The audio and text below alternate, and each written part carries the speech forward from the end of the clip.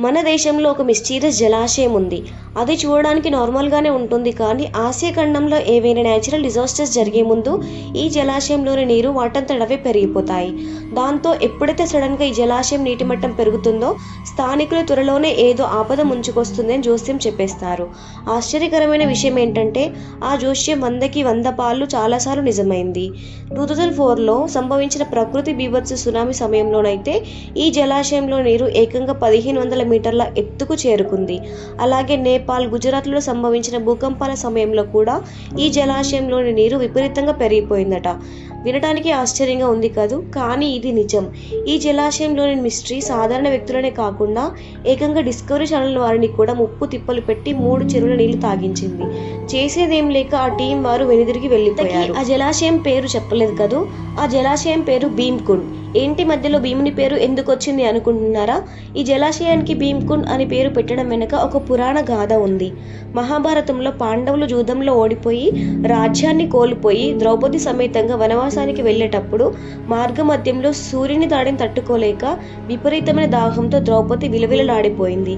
అది ఒక కొండ ప్రదేశం. కనుచూపు మేర ఎక్కడ నీటి ఆనవాళ్లు కనిపించలేదు. దాంతో భీముడు తన గద తీసుకొని కోపంతో ఆ కొండపై ఒక్క వేటు వేశాడంతే. ఇంకేముంది, భీముడు ఎక్కడైతే గదతో మోదాడో ఆ కొండపైనున్న భూమి క్రిందికి కుంగి జలాశయం ఏర్పడింది. ఆ నీటిని తాగి అందరూ తమ దాహాన్ని తీర్చుకున్నారు.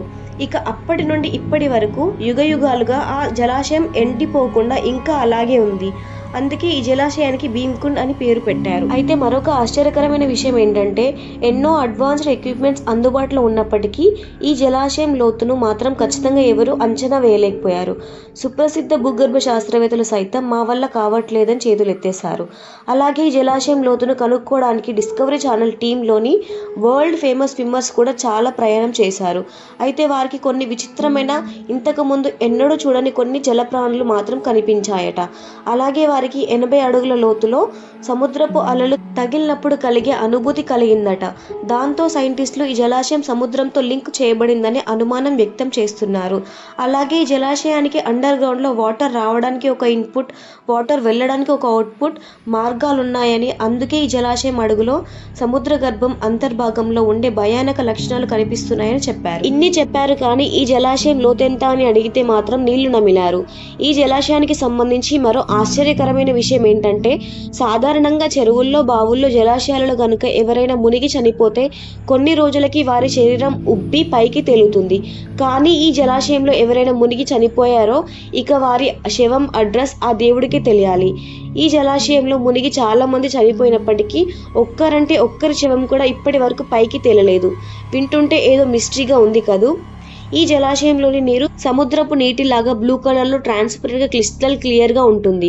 రోజు ఎంతో మంది ఈ జలాశయంలో స్విమ్మింగ్ చేస్తూ స్నానం చేస్తున్నప్పటికీ ఈ వాటర్ మాత్రం ప్రతిరోజు క్లీన్ చేసి స్విమ్మింగ్ పూల్ లాగా కనిపిస్తుంది. అందుకే స్థానికులు ఈ జలాశయాన్ని న్యాచురల్ స్విమ్మింగ్ పూల్ అని పిలుచుకుంటారు. అదేవిధంగా ఈ జలాశయంలో స్నానం చేస్తే చర్మ వ్యాధులు తొలగిపోతాయని, సర్వ పాపాలు నశిస్తాయని, ఈ నీరు హిమాలయ పర్వత ప్రాంతాలలోని పవిత్ర గంగా జలంతో సమానమని కొంతమంది బలంగా నమ్ముతున్నారు. అందుకే సుదూర ప్రాంతాల నుండి ఈ జలాశయంలో స్నానం చేయడానికి యాత్రికులు వస్తూ పోతూ ఉంటారు. ఈ ఫోటోను చూడండి. పై భాగంలో ఒక చిన్న రంధ్రం ఉంటుంది. లోపల సువిశాల ప్రాంతం. చూస్తుంటే పురాణాలను నమ్మని వారు సైతం భీముడు నిజంగానే గదతో కొట్టడం వలన ఈ జలాశయం ఏర్పడిందని ఖచ్చితంగా నమ్మేలాగా ఉంది కదూ. ఈ జలాశయంలో నీరు నీలంగా ఉండటం వలన దీనిని నీల్కుండ్ అని, నారద్ కుండ్ అని పిలుస్తుంటారు. మధ్యలో నారదుడు ఎందుకు వచ్చాడని ఆలోచిస్తున్నారా? నారద మహర్షి శ్రీ మహావిష్ణువును ప్రసన్నం చేసుకోవడానికి ఈ ప్రాంతంలో ఘోర తపస్సు చేశాడట. నారదుని గాంధర్వ గానంతో శ్రీ మహావిష్ణువు పులకరించిపోయాడట. నారదుని భక్తిని మెచ్చిన శ్రీ మహావిష్ణువు ఆ జలాశయం నుండి బయటకు వచ్చాడు అని, అందుకే శ్రీ మహావిష్ణువు శరీర ఛాయ తగిలి ఆ జలాశయంలోని నీరు నీలం రంగులోకి మారిపోయిందని భక్తుల విశ్వాసం. ఈ జలాశయం ఎంట్రన్స్ కి ఎడమవైపు ఓ శివలింగం కూడా మనకి కనిపిస్తుంది. ఇంత ప్రశాంతంగా ఉండే ఈ జలాశయం నుండి సునామీ సమయంలో మాత్రం ఒక్కసారిగా నీరు 15 ఫీట్ల వరకు అలల్లాగా ఎగరడం మొదలైందట. దాంతో స్నానం చేయడానికి అందులో దిగిన వారు బ్రతుకు జీవుడా అంటూ ప్రాణాల అరచేతిలో పెట్టుకొని పైకి పారిపోయారు. వెంటనే ఈ విషయం తెలిసి దేశ విదేశాల నుండి మీడియా, ప్రఖ్యాత శాస్త్రవేత్తలు మొత్తం ఈ ప్రదేశానికి చేరుకున్నారు. లేదంటే విదేశీ మీడియా ఇదంతా ఓ కట్టుకథ అని కొట్టిపారేసి ఉండేవాళ్లే కావచ్చు.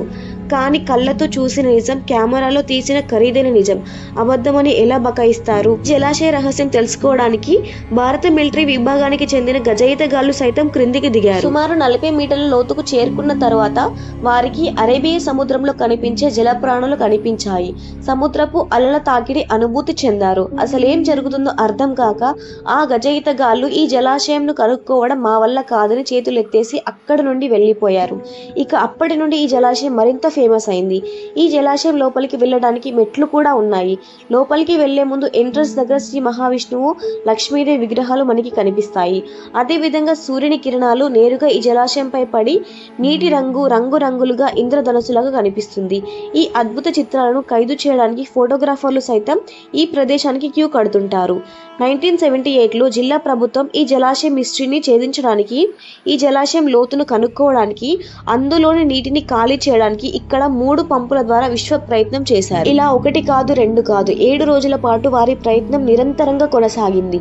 కానీ ఆశ్చర్యకరమైన విషయం ఏంటంటే ఆ 7 రోజుల్లో భీమ్కుండ్లోని నీళ్లు 1 ఇంచ్ అంటే 1 ఇంచ్ కూడా తగ్గలేదు. మహాభారతంలో ద్రౌపది వస్త్రాభరణ ఘట్టంలో లాగా దుశ్శాసనుడు ద్రౌపది చీర లాగిన కొద్దీ వచ్చినట్లు ఈ జలాశయంలోని నీటిని పంపుల ద్వారా తరలించిన కొద్దీ కొత్త నీరు వచ్చి చేరుతుండడంతో అధికారులు బిత్తరపోయి తమ ప్రయత్నాన్ని విరమించుకున్నారు. దీంతో ఆ నీటిని అత్యంత పవిత్రమైన నిధిగా భావించి ఇక్కడకు వచ్చిన యాత్రికులు బాటిళ్లను నింపుకొని నీటిని తీసుకెళ్తూ ఉంటారు. ఇదంతా శంబలలాగా అదృశ్య నగరము కాదు, అట్లాంటిస్ లాగా కాల్పనిక గాథ కాదు, మన కళ్ళ ముందు కనిపిస్తున్న నిజం. ఈ నిజాన్ని కళ్ళారా చూడాలి అనుకుంటే మీరు కూడా ఈ ప్రదేశానికి ఒక్కసారైనా వెళ్ళి చూడండి. Thank you so much for watching this video. మీకు ఈ వీడియో నచ్చినట్లయితే ప్లీజ్ లైక్ చేయండి, షేర్ చేయండి, కమెంట్ చేయండి. అలాగే మరిన్ని ఇలాంటి ఇన్ఫర్మేటివ్ వీడియోస్ కోసం ఛానల్ని సబ్స్క్రైబ్ చేసుకోండి. Thank you so much.